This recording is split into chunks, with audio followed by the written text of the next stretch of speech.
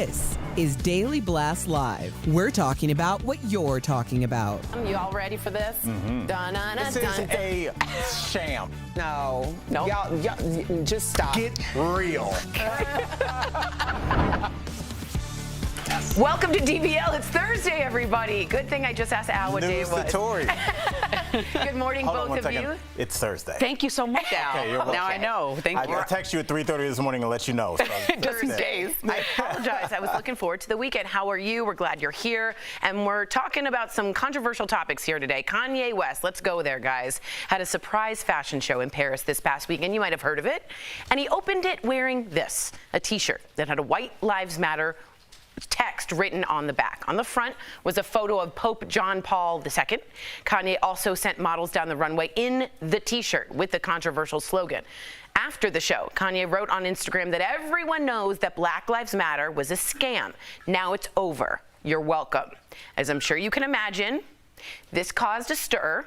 Will Smith's son, Jaden Smith, who was actually at the show, got up and left. Later tweeted, "I don't care who it is. If I don't feel the message, I'm out." He also tweeted, "Black Lives Matter." Other stars have also condemned Kanye for his actions, including model Gigi Hadid, who called him a bully and a joke. Some stars, however, are coming to Kanye's defense somewhat, including Diddy. Here's what he had to say about it. Take a look. Kanye, my boy, is a super free thinker. You know what I'm saying? And a lot of times what he means is like misconstrued. And I understand white lives do matter, but it's not that. That was our slogan. That wasn't our slogan to go share with nobody else. And so that's the only message. We don't have to condemn Kanye or cancel him. He also said, but the White Lives Matter T-shirt, I don't rock with it. You know what I'm saying? I'm not with it. Kanye has since doubled down, saying when asked why he did it, he said White Lives Matter because, quote, they do.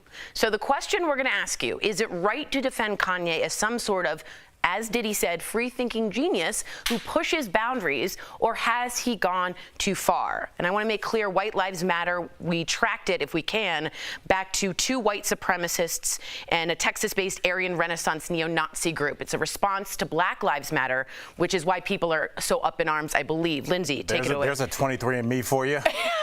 We traced the ancestry back to two horrible people. That's where WLM comes from. I want people to know it's not a legitimized sort of group here. Lindsay, what were your thoughts when you heard about this? Well, I think we need to finish off the rest of what Diddy said. He also said that there's a lot of work to do, and this is ignorant to even discuss when Black lives actually need to matter more, and we need to get out there and not use the energy on Kanye and his show, but use the energy and the resources that we're using to talk about this to actually do things and change the way that society is experienced by Black people. So that was the totality of his statement. Which is important. Which I think is very important. The context, absolutely. But when Kanye did this, I was like, okay, he wants publicity for his show. It's unnecessary. It's ignorant. And for me, it was just like a damn shame. Like, what are you doing? Right. You know, it has no reason for this conversation right now. Does it make you, I know you have a conflicted relationship with Kanye. You love Kanye's music. And you don't love everything he says. Is this enough to break the spell where you're like, I'm done listening to music? As Amanda Seales said, she says, Kanye can be a clown, but we don't have to show up at the circus. Are you showing up anymore? Well, I don't even know if I was showing up to begin with. I mean, Lindsay, I've said it before, you know, in terms of like my workout playlist, Kanye's on there, but now, you know, he's making it harder and harder. I do try and defend artists because I do feel like their job is to make people feel and to agitate and to push limits and find out where the ledge is. But this is simplistic. The idea of White Lives Matter obviously came as a way to negate Black Lives Matter, and it's just a way to negate anything. Lindsay, if you say, you know, I'm you know, pro cancer, you know, cancer survivors. If I say I'm pro all survivors, right? You can do that to negate anything. It's a very simple way to look at it, to look at any controversial subject. And it's a way to endear yourself to a certain group of people. And we're also dumbing down the conversation because Black Lives Matter is not simply just the organization. It's obviously a much bigger movement that actually is a statement that needs to be repeated in society because of the way that Black people are treated at large in comparison to their counterparts. So it's not like that organization, no matter how you feel about it specifically, and some of the allegations that are very in need to be researched, that are very problematic. Right. That's also another thing. But to negate the whole movement is just wrong, because when you saw people out there marching for George Floyd, when you saw people come together in the 2020 and really get on the streets and show up, people of all backgrounds saying this is not right, then you know that there's a reason why we need to say this out loud. Yeah. There's not a reason why you need to say white lives matter out loud, because they do matter. Society tells us that every single second, every single day, in every single college admission, in every single school, so we learn that every single day. We get that. So the reason we're saying Black Lives Matter is because we're not given the same opportunities or chance to succeed as our counterparts. Absolutely, and the fact that it even needs to be mentioned. I mean, you think about when, God forbid, if a white woman goes missing, we don't want to see anybody go missing. But we don't have to say her life matters because it's the lead story on the national news. Very true. We are still, there are missing white women that we still talk about that have been gone 10, 15, 20 years. We here at DBL had to do our own segment about missing Black people because it was such a non-issue that people didn't realize, there are thousands of young Black girls and boys and brown Black boys and Black women, brown women that are missing, but they don't ever get talked about because their lives don't matter. So it's whether you say it or not, the truth is inherently there by what you cover and what's in front of your eyeballs. Yeah, I agree. Really quick, I'll say I'm not a clinician, but he has been open about bipolar.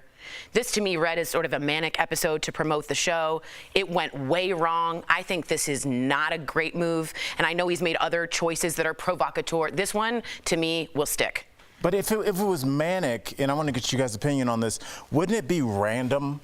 I feel like it feels planned out. It feels planned out, and it feels intentional to get publicity for his show, which I understand. Just like going up to Trump and saying that's publicity. He also, lashes out on the Kardashians, and then he also just said, "You guys support White Lives Matter because my wife is white and you made her a billionaire." So he's saying all these statements. I think it's very intentional, right? And so we have to stop giving the benefit of the doubt when someone is choosing to do some of these things. Like some of it may come from mental health, but a lot of it may come from a decision, right? He sat there and invited Candace Owens to his show, face backwards, and had White Lives Matter. If he can't understand why that's problematic, after he got blacked on by Van Lathan on TMZ for saying that out loud and saying that slavery was a choice, then he's choosing to do this. So it's not a manic episode. I want to be clear, when you have a mental health issue, that does not make you racist. Right. So we keep conflating those two. It is not the same. So do you think then he's choosing just to be a bully? I think he's chosen his side. I think we keep dancing around the idea of maybe it's mental health, or maybe it's the last YouTube video he watched. Maybe this is just how he feels. He's been on board with the Trump agenda and more than that, the white nationalist agenda for quite some time now. We keep saying maybe he's sick, maybe he misses his mom, maybe he's mad because Kim broke up. It's like maybe this is just who he is. I don't think anybody else would be afforded this much leeway if they keep telling you over and over again who they are, like that the famous quote from Maya Angelou. It's like, when people tell you who they are, believe them. And he's told us for years, Lindsay. Let's start believing him. Out of excuses, Kanye, let us know what you think. But yeah, I agree. The bipolar thing has sort of lost its momentum here. Coming up on DBL with interview with Dancing with the Stars judge Carrie Ananaba. What was it like working with Madonna on tour back in the day? Plus, bitter rivals Joe Biden and Ron DeSantis come together for hurricane relief. How long will this unlikely truce last? Closed captioning provided by... It's so I'm easily tickled, y'all. It doesn't take much. You're going to sit here and be right. I know y'all going to be mad at me, but I'm just telling you the truth. You can smirk all you want. You don't have to tell me to go. Brad Pitt. The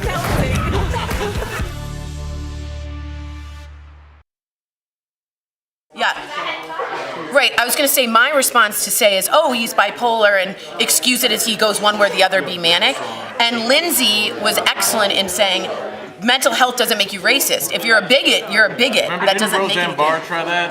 Didn't she say that she had taken? I do think what's going on Instagram with Kanye right now may be manic. To catch us up with yes. that. He's been going probably the past 24 hours now, just nonstop posting on Instagram. I'm surprised he hasn't gotten kicked off yet because he has been suspended before. So that seems like a manic break. I agree. I was saying how great your response was, saying mental health does not make you a racist. That's a really great. plan that out. We always say that about like when churches get shot up or when the grocery store got shot up. We're like, oh my gosh, he has mental health issues. No, he actually said racist things online. Right. Okay, he wants to kill black people, intentionally killed black people, and he might also be a psycho. But let's not act like psychotherapy is going to help racism. I appreciated your response. I'll also say that Chloe wrote to Kanye on this way. Kanye spoke to Chloe on Chloe spoke to Kanye on Instagram and said, "Please stop.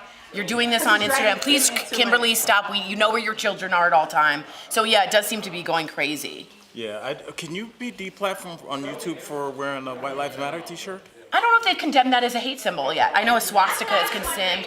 Right. And if you guys question if that's a first question. speech issue, should that be? remember first speech is for the government only, not private companies. I feel like we did this whole like, let's explain why Black Lives Matter needs to exist. Let's explain why HBCUs exist. Like we did this whole thing, especially during 2020. Like if anybody doesn't get it, that's an adult after that. You don't want to get it. It's on you. You just don't want to get it. Yeah. You don't want to get it if you don't get it. But That's exactly right. Good job, everybody.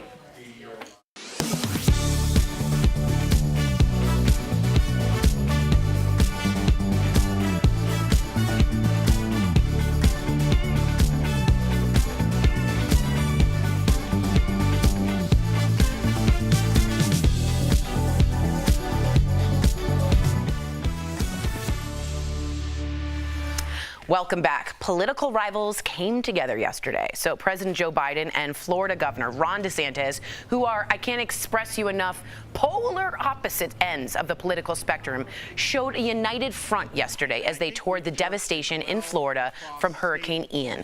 DeSantis thanked the president, and Biden said the two worked hand in glove in dealing with the crisis.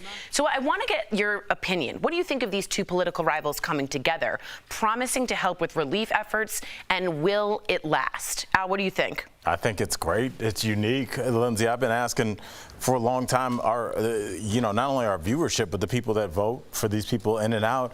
You can hire these political puppets to say and do whatever you want. That's fine. But you can also ask them to do some stuff for you as well. And not just these culture wars, which, Mr. Potato Head, like, all right, we got it, bro. But can you also fix my roof? And so I do like the fact that people are actually seeing, and Lindsay, I'm surprised you're still sitting in your seat, our government functioning properly. It's very strange. Like, are you okay?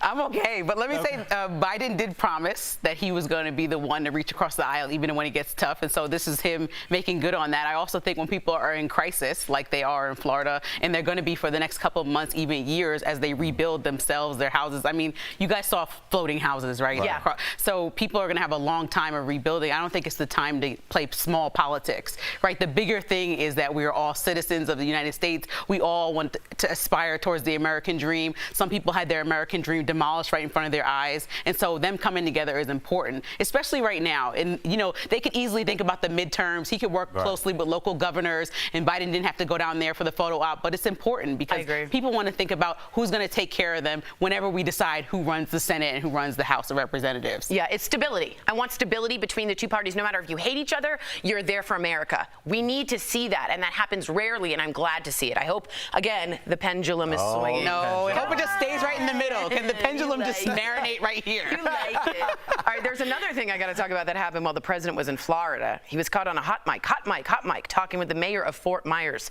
Take a look.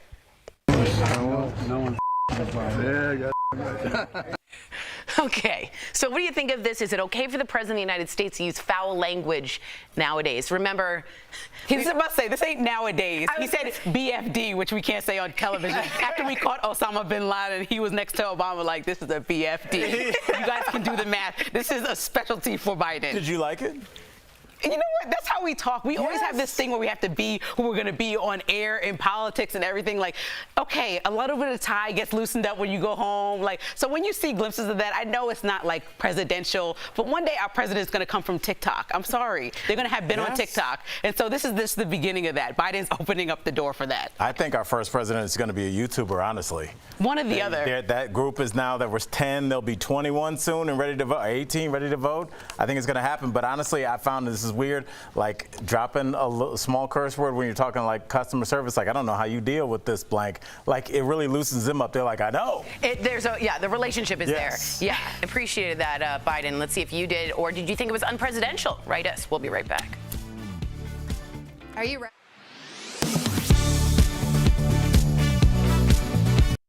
Millions of Americans will soon be able to apply for up to $20,000 in federal student loan debt relief under President Biden's new program. But some people on social media are claiming that a change made by the Department of Education now excludes some borrowers who thought they were getting relief. So let's verify. Did the Biden administration make a change to the student loan forgiveness plan that excludes some borrowers from relief? The answer is yes. The Department of Education changed which loans qualify for forgiveness. Using these sources, I'll walk you through which ones are no longer eligible and why the change was made. Using the Wayback Machine, an Internet Archive tool, Verify compared what the Department of Education website said on September 27th and the 29th. On the 27th, it said that borrowers with privately held federal student loans could receive relief by consolidating these loans into the direct loan program. But now the site says borrowers with federal student loans not held by ED cannot obtain one-time debt relief by consolidating those loans into direct loans. So what does that mean? Well, now people with federal family education loans and Perkins loans that are held by private lenders and not by the Department of Education are no longer eligible for relief. But there's one exception. If these borrowers applied to consolidate their loans into the Department of Education's federal direct loan program before September 29, 2022, then they're still eligible for student loan forgiveness.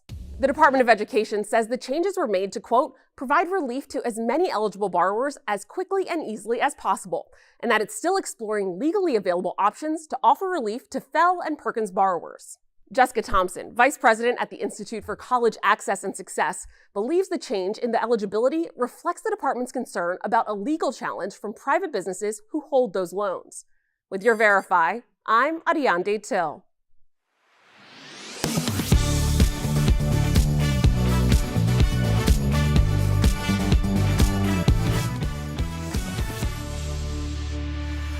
Welcome back. She is never one to shy away from the truth, and every week she tells us how it is on Dancing with the Stars.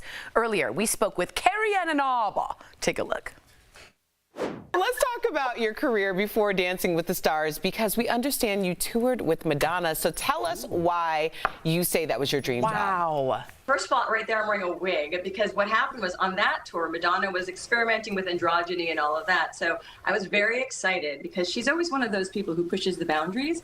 And so she asked me to do the tour, and it was to enter on a 50-foot fire pole, topless, in a G-string. So I was like, yes, because I think it was really cool for me to have the opportunity to show people that Asian women don't have to be like graphic designers or nurses. Like, we could be something more and more creative than that. I love it. I love it. That's how we should start the show. Exactly. Yeah, that's Al. You're going to be dropping from the ceiling. Yeah. Okay, so we hear the Madonna. Al, you can do it. Yeah.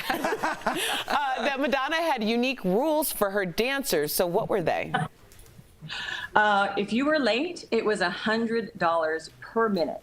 Wow. So to this day, I am never late. And I'm so grateful because it really taught me early on. I was just a young dancer at the time. And, you know, dancers can be late and a little irresponsible at the time. But she was like $100 a minute. And she collected. Wow. I like that, actually. So another story, Right? Carrie-Ann, making the rounds is Sharon Osbourne's new documentary about her being fired from The Talk. Why did you want to be in her documentary? Well, first of all, I really wanted to talk about it because not only did it affect Sharon, it affected our audience, it affected all of us. It affected me. I've been in therapy ever since because it was very traumatic for all of us. In my opinion, I felt like it wouldn't have happened the way it did if I was there, and I wanted to talk about it as well. I didn't appreciate the way it continued on live television. I think they could have put an end to it, and I think we could have come back with an apology and a discussion because, like you guys, we can have different opinions, but still agree to disagree in a way that is respectful of everyone. That's going on our highlight reel. Yeah, it is. We got to talk about Dancing with the Stars. And I've spoken, obviously, we knew we were going to interview you, and everybody says that they love that you're the hard judge on the show. I think a lot of people, people appreciate honesty, and everybody's so nice. People need honesty. Do you ever think that your criticisms are too harsh? You know, I appreciate the question because it's based in, it's all truth, right? And at the beginning of my career on Dancing with the Stars, I was like talking to a therapist saying, this is really stressful to be a judge. As a woman, you know, we want to nurture. It's my natural instinct to nurture and teach. And I love dance and I love everybody out there. I believe in truth. I love hard truths back to me because that's the only way I can grow. If I'm living in a fantasy world, I'm not going to grow. Same with our contestants. They come on our show. It's a grueling process. It's really like, it's a testament to them really having bravery and courage. And I want to do them the honor, give them the real experience and letting them know what's not going so well so that if they want to and can, they can fix it. So it's like a gift to them. And it's like a coach, you know? It's true. It's constructive criticism. Absolutely. Okay, you brought up bravery and courage. What was your first thought when you heard Selma Blair was cast this season? You know what? My heart melted. You know, I also deal with chronic illness. I have autoimmune disease. Nothing to the extent of Selma, although I have also been paralyzed with pain. So I have a very kindred, like, closeness and compassion and empathy for her. When she seized up that I think it was the second week when she was dancing, I have so many emotions for her and I have so much empathy, but also I'm just happy for the autoimmune community because she's such an amazing example of being able to overcome and get to a place where your life can be manageable. Yeah, so she blows me away. Yeah, right? She brings me to tears. She's inspiring. We only have about a minute left, but this is important. You do a lot for people with autoimmune disorders, and you speak about your own wellness journey on Carrie Ann Conversations. Why is it important for you to be so open about your own struggles? I think everybody who's going through struggles, we often feel alone and separate. And so I found a community online with people who had Sjogren's syndrome, who had lupus, who had fibromyalgia, and all the things that I had, and they supported me in a way that maybe they weren't even aware of. So I made it a quest to make sure that I gave back. I have access to certain doctors and experts that maybe not everybody else has, and I always want to share and help people to feel less alone in their struggles. Do not miss Dancing with the Stars every Monday on Disney+. Also, make sure to check out Carrie Ann's lifestyle brand by visiting CarrieAnnConversations.com. Carrie Ann, thank you so much for inspiring us all, just for being you. We appreciate you. Thanks, Carrie. Thank you all so much. We'll be right back. Thank you. Promotional consideration is brought to you by Darling. You will hear the phrase early detection saves lives, and that's because doctors will widely agree taking action quickly can make a huge difference in breast cancer treatment and outcomes. So what is the guidance for how to detect it and monitor your breast health? Let's verify. Our sources are several sets of guidelines and breast oncologist Dr. Claudine Isaacs, who points out there are different guidelines from different groups. A screening is checking for a disease before any signs or symptoms. For breast cancer, that typically means mammograms and physical exams. Those leading breast cancer organizations may recommend mammograms beginning at 40, 45, 50. Some will say annually, others say every other year. Those at highest risk might be encouraged to get a mammogram even earlier. Age, family history, ancestry, inherited gene mutations, personal health history, and lifestyle all could factor into how early, how often, and what type of screenings should happen. The National Comprehensive Cancer Network does recommend people have a breast cancer risk assessment by age 25. What we're really trying to do is to figure out how to get more personalized at this. Along with regular well-woman visits with a healthcare provider, the advice has long been to conduct monthly breast self-exams. Now, guidance on that is divided. Dr. Isaacs says it's most important to recognize lumps, bumps, changes in texture, or pain. What is important is that people know what their breasts feel like. And if they notice something, that they go and they have it checked out. She adds the best guidance for you will come from the healthcare providers who know you best. Those are conversations that have to happen on a regular basis. The great thing about medicine is that our knowledge keeps on evolving and our guidelines change as a result. So because you had that discussion 10 years ago doesn't mean that it still applies to today. Having updated conversations is especially important if you miss doctor's appointments during the pandemic. And the reason there's disagreement over how often mammograms should occur is because they can have false positives, which can be stressful for people or actually lead them to not seek future care. So even that is something involving some personal assessment and a conversation with your healthcare provider. With your Verify, I'm Abby Larico. From coast to coast, divisions are dealing with teacher shortages. As a result, some of them have turned to a 4-day week. Last year, 800 divisions made the switch. Experts think some of the benefits include keeping teachers within the same division. Another pro is that parents and teachers can schedule appointments during the week on their off day. But the results have been mixed. A pre-pandemic study found students on a 4-day school week had slower gains in math and reading scores compared to a 5-day week. A 4-day week can also make access to food hard for some families. And if optional activities are offered by schools on the 5th day, lack of transportation could limit access for some kids. Are you skeptical of headlines and what you see on social media? We are too. The Verify newsletter helps you distinguish between true and false information by answering your questions. It provides fast facts on trending topics, spotlights major stories, and even includes a daily fun fact for all those trivia buffs out there. Get Verify's fast facts delivered every weekday to your email inbox. Go to verifythis.com/email to check it out.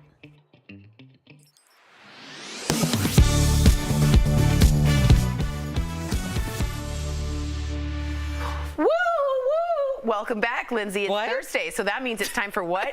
Sweet, sweet deals from our friends at Morning Save. Check it out. They're great this week. Connection. Why me? I like